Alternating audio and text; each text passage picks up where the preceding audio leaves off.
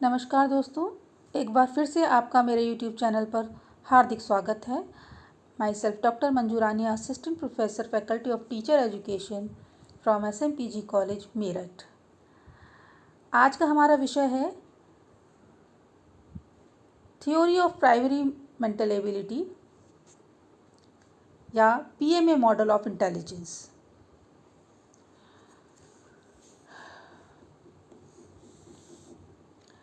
इस सिद्धांत को सबसे पहले थर्स्टन के द्वारा दिया गया और इसे मल्टीपल फैक्टर थ्योरी या factor analysis theory of intelligence कहा जाता है।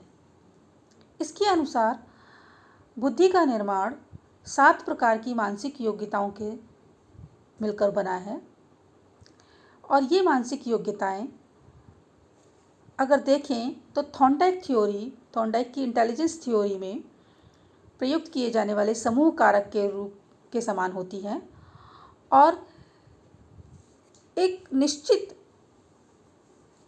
मानसिक योग्यताओं के समूह को रिप्रेजेंट करती हैं। इसलिए इस प्रकार की योग्यताओं को प्राइमरी मेंटल एबिलिटी PMA यानी कि प्राथमिक मानसिक योग्यता कहा जाता है। अगर हम देखें तो वास्तव में हमारे बुद्धि का निर्माण थर्स्टन के अनुसार इन 7 प्रकार की मानसिक योग्यताओं से मिलकर बना है। ये 7 प्रकार की मानसिक योग्यताएं अलग अलग प्रकार के कार्य करने के लिए उत्तरदायी होती हैं और इनके माध्यम से कुछ विशिष्ट क्रियाएं जो होती हैं वो की जाती हैं।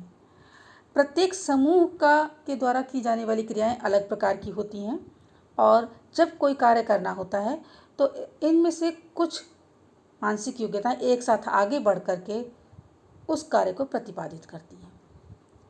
अब इस चित्र में आप देख सकते हैं कि केंद्र में एक वृत्त है जिसे हमने I या कैपिटल I से डिनोट किया है। ये मुख्य रूप से इंटेलिजेंस या बुद्धि है, जबकि इसको चारों ओर 7 गोलों से घेरा गया है। इन 7 गोलों में अलग अलग अक्षर लिखे हुए हैं, जैसे कि N, W, S, R, M, P और V। ये सातों ही प्राथमिक मानसिक योग्यता या PMA हैं जिनसे बुद्धि का निर्माण होता है। अब इन 7 प्रकार की मानसिक योग्यताएं कौन कौन सी हैं, एक बार हम उस पर नज़र डालते हैं। थर्स्टन के अनुसार इन 7 प्रकार की मानसिक योग्यताओं को उन्होंने एक अलग अलग नाम दिया है। इन सभी का अलग अलग कार्य है। जैसे कि पहले नंबर पे उन्होंने बताया न्यूमेरिकल एबिलिटी यानी कि आंकिक योग्यता। आंकिक योग्यता को उन्होंने कैपिटल N से डिनोट किया। यह किसी भी चीज़ में अंकन करने के लिए, अंक गणना करने की मानसिक योग्यता होती है। दूसरी योग्यता उन्होंने बताई वर्ड फ्लुएंसी एबिलिटी, जिसे कैपिटल W से डिनोट किया गया। किसी भी प्रकार के शब्द प्रवाह और शब्द कोश को समझने की, उसको याद करने की, उसके अनुरूप प्रतिक्रिया करने की मानसिक योग्यता को वर्ड फ्लुएंसी या शब्द प्रवाह योग्यता कहा गया। तीसरे प्रकार की मानसिक योग्यता है S यानी कि स्पेशियल विजुअलाइजेशन एबिलिटी। इसे स्थानिक योग्यता भी कहा जाता है या स्थानिक दृश्य योग्यता भी कहा जाता है। किसी भी वस्तु के दूरी, उसकी डायमेंशंस का अनुमान लगाना, उसके बारे में समझने की क्षमता स्थानिक योग्यता कहलाती है। चौथी प्रकार की मानसिक योग्यता उन्होंने बताई रेशनल या रीजनिंग एबिलिटी, जिसे कैपिटल R से डिनोट किया गया। इस प्रकार की मानसिक योग्यता का कार्य होता है किसी भी वस्तु में कब, कैसे, क्यों जैसे तर्क को उत्पन्न करना। पांचवी प्रकार की मानसिक योग्यता मेमोरियल या एसोसिएट मेमोरी एबिलिटी बताई, जिसे कैपिटल M से डिनोट किया गया। हिंदी में से स्मृति सहचर्य या स्मृति योग्यता कहा जाता है।